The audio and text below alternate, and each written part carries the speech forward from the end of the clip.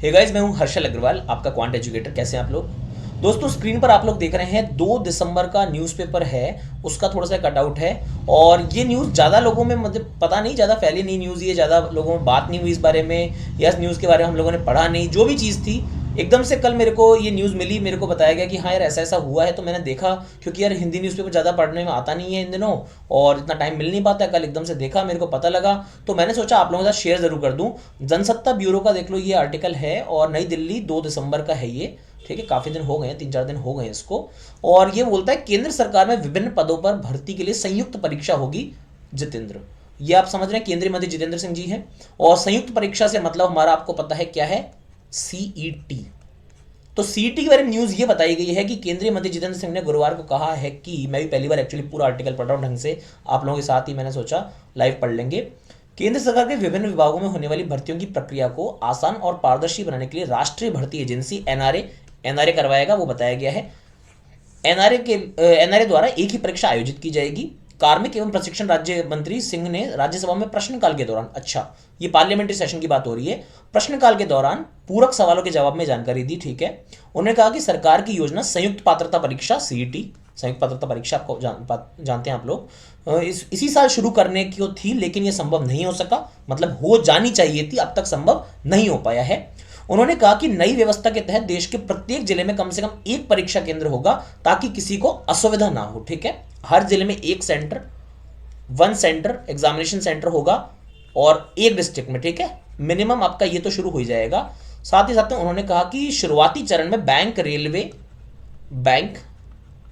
Railway और कर्मचारी चयन आयोग यानी एसएससी से जुड़े पदों को इस परीक्षा में शामिल किया जाएगा, और आगे चलकर इस व्यवस्था को व्यापक बनाया जाएगा। मतलब अभी के लिए बैंक, रेलवे और एसएससी 3 चीजों में शुरू होगा, और बाद में व्यापक करेंगे और फैलाएंगे इस चीज को, जो भी देखा जाएगा। सिंह ने आंकड़ों का हवाला देते हुए कहा कि इस सरकार के 7 साल के कार्यकाल में न सिर्फ भर्ती प्रक्रिया को तेज किया गया है, बल्कि नए पदों के सृजन पर भी जोर दिया गया। ये बोल रहे हैं कि हमारा जो सरकार का 7 साल का कार्यकाल था, इसमें भर्ती प्रक्रिया हमने तेज की है, और साथ ही साथ में और ज्यादा जॉब क्रिएट हो, इस पर भी हमने फोकस किया, ऐसा वो बोल रहे हैं। उन्होंने कहा कि 2014 में इस सरकार के कार्यकाल संभालने के समय केंद्रीय पदों की कुल स्वीकृत संख्या 36.45 36,45,000 के आसपास थी, जो 2020 के अंत तक बढ़कर 40,04,000 के आसपास हो गई, जिनका डेटा दिया है इन्होंने। 36,45,000 से जॉब्स बता रहा हूँ, इतनी हो गई है, बता रहे हैं ये। ठीक है, फिगर इन लैक्स। सिंह ने कहा कि सरकार के पहले के 7 साल यानी 2007 से 8 से 2013-14 के दौरान 6,19,000 नियुक्तियां की गई, जबकि इस सरकार के कार्यकाल में अब तक 6,98,000 भर्तियां की गई हैं। हालांकि इस दौरान करीब 1.5 साल का समय कोविड-19 महामारी में प्रभावित रहा।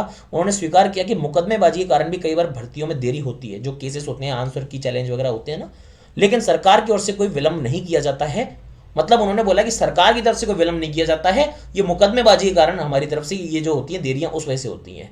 उन्होंने प्रोन्नति में अन्य पिछड़ा वर्ग के आरक्षण से जुड़े एक सवाल के जवाब में कहा कि यह मामला अभी न्यायालय में है। ओबीसी रिजर्वेशन में थोड़ा सा जो होता है, उसका जो इशू चल रहा है अभी प्रोन्नति में, ठीक है, तो उसमें बोला है कि ये अभी न्यायालय में है। तो बेसिकली सीईटी की मोटा मोटी जो अपडेट आ रही है, हालांकि मुझे लगा नहीं कोई बहुत ज्यादा नई कोई अपडेट दे दी है।